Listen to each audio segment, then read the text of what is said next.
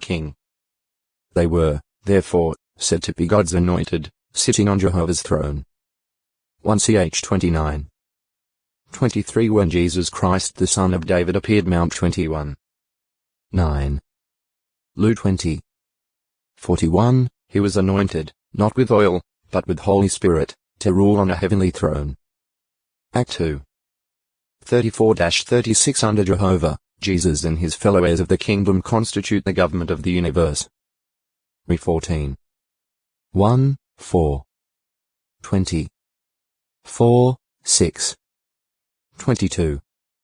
5. Satan the devil and his demons are also rulers.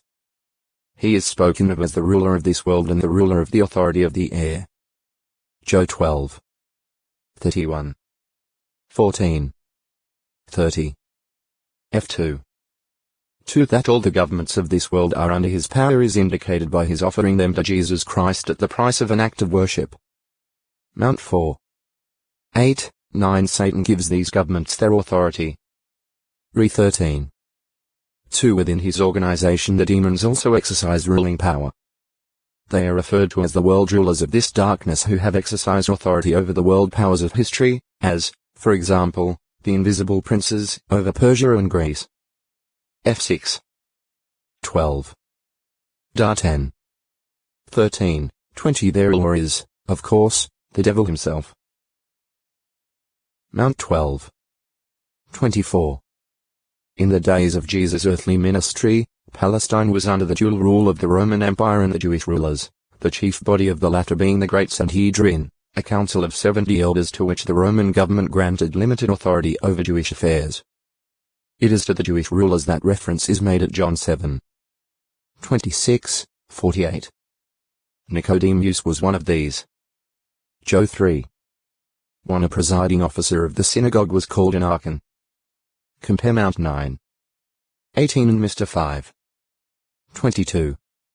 The law commanded respect for rulers. O textoi acute miritra longo, Rush 827 Ruma height. Exalted place. Home of Zberda and her father Pedaiah, the wife of King Josiah of Judah and the mother of Joachim. 2 Chi 23. 34, 36 Its location is uncertain. It is tentatively identified with Kbet Ruma, which bears a similar name. Today called Horvet Ruma, it is situated about 10 kilometers 6 mi of Nazareth. But some connect Ruma with the biblical town of Ruma, mentioned at Judges 9. 41 and thought to have been located near Shechem. See Ruma. Runners. Swift foot couriers or servants of a prominent person who ran before his chariot. The word is translated from the participial form of the Hebrew word ratz, meaning run. It is rendered footman, guard, and post in some translations. But there is another word for footmen or men on foot, namely ramiddle.li, or, more fully, ishramiddle.li. Runners can refer to any swift messengers or fleet-footed persons, such as Asahel the brother of Joab, and Ahimaaz the son of Zadok. 2 Sa 2. 18. 18. 19, 23, 27 Elijah on one occasion ran perhaps at least 30 kilometers 19 mi, to arrive from Carmel at Jezreel ahead of King Ahab's chariot. It was because the very hand of Jehovah proved to be upon Elijah.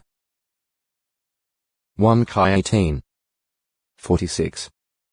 In an official sense, runners were fleet-footed men selected to run before the king's chariot. When Absalom and, later, Adonijah conspired to usurp the kingship, each employed 50 runners before his chariot to add prestige and dignity to his scheme. 2 Sa 15. 1. 1 Chi 1. 5 runners served as the king's personal force, somewhat like a modern-day bodyguard. 1 Sa 22. 17. 2 Chi 10. 25 They served as guards at the entrance to the king's house and accompanied the king from his house to the temple. 1 Chi 14. 27, 28. 2 Chi 11. 6-8, 11.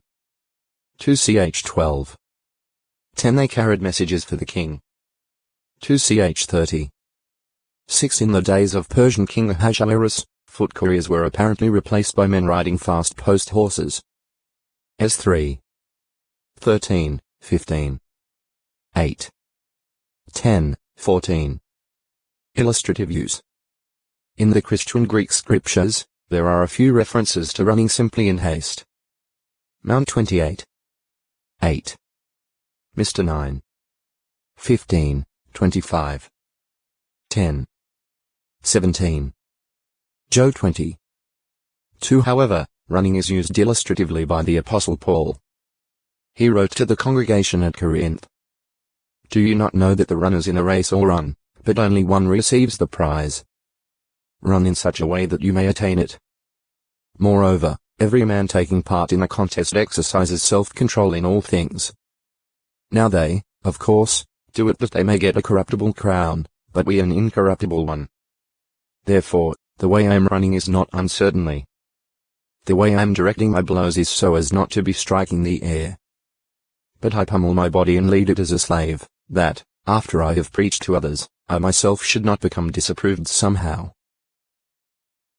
1 Co 9. 24-27. Contestants in the Greek games were strenuously trained, and discipline was rigid. Diet and behavior were closely observed. The rules of the race were strictly enforced by the judges. If a runner came in first, but had violated the rules, his running was in vain. As the apostle expressed it.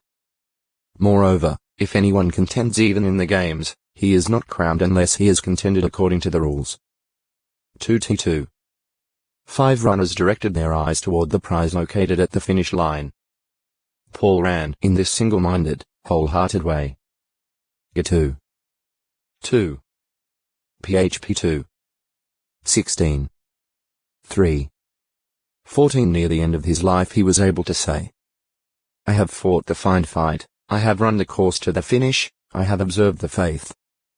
From this time on there is reserved for me the crown of righteousness." 2T4. 7, 8. In discussing God's dealings in connection with his choosing of those making up spiritual Israel, Paul explained that Israel according to the flesh counted on their fleshly relationship to Abraham. Row 9.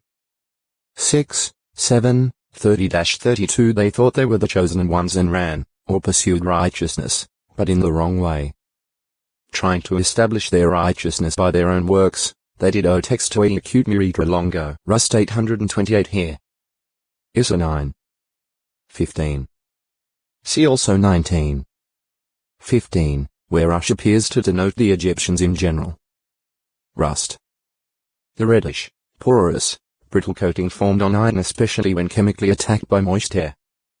By extension, the coating produced on any of various other metals by corrosion. Iron rusts, copper and silver are said to corrode, even gold can be attacked by certain acids or elements. The Hebrew word shul-middle.r, translated rust NW.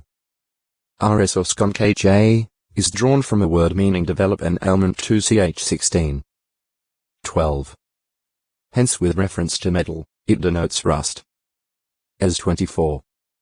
6, 11, 12. The Greek word brosis means an eating mount 6. 19, 20, while middle.os means both poison row 3. 13. Just 3. 8 and rust. Just 5. 3. As Ezekiel compared Jerusalem to a wide-mouthed copper cooking pot, the rust of which is in it. This crust represented the uncleanness, loose conduct, and bloodshed for which Jerusalem was responsible. The command was given, after cooking flesh in the pot, to stand it empty upon its coals in order that it may get hot. And its copper must become heated up, and its uncleanness must be liquefied in the midst of it. That its rust get consumed and its copper may burn, that its filthiness may be melted in it, its rust consumed. RS. As 24. 3-12. Jesus Christ said, in his Sermon on the Mount, "Stop storing up for yourselves treasures upon the earth, where moth and rust brosis consume, and where thieves break in and steal. Rather, store up for yourselves treasures in heaven, where neither moth nor rust consumes, and where thieves do not break in and steal." Mount 6. 19, 20. Material wealth hoarded up is put to no beneficial use. Idle, it may rust and eventually be of no use even to its owner. In fact, as James warns rich men who trust in material wealth. Your riches have rotted. Your gold and silver are rusted away, and their rust high middle dotus will be as a witness against you and will eat your fleshy parts. Something like fire is what you have stored up in the last days. Look. The wages due the workers who harvested your fields, but which are held up by you, keep crying out, and the calls for help on the part of the reapers have entered into the ears of Jehovah of armies. Just 5. 2-4 Instead of using their riches in the right way, they unrighteously hold them back. The longer this is done, and the greater the corrosion and rust gathered, the greater the witness is against them before the judgment throne of God. The opposite of such failure to use material wealth was recommended by Jesus when he said, "Make friends for yourselves by means of the unrighteous riches, so that, when such fail, they may receive you into the everlasting dwelling places." Luke 16. 9. Ruth, a Moabitess who married Mahlon after the death of his father Elimelech, and while Mahlon, his mother Naomi, and his brother Chilion were living in Moab. A famine had caused the family to leave their native Bethlehem in Judah. Ruth's brother-in-law Chilion was married to the Moabitess Orpah. Eventually the two brothers died, leaving behind childless widows. Learning that Jehovah's favor was again manifest in Israel, Naomi, accompanied by her two daughters-in-law, proceeded to return to Judah. Ruth 1. 1-7. 4. 9, 10. Her loyal love. Whereas Orpah finally returned to her people at Naomi's recommendation, Ruth stuck with her mother-in-law. Deep love for Naomi and a sincere desire to serve Jehovah in association with his people enabled Ruth to leave her parents in her native land, with little prospect of finding the security that marriage might bring. Ruth 1. 8-17. 2.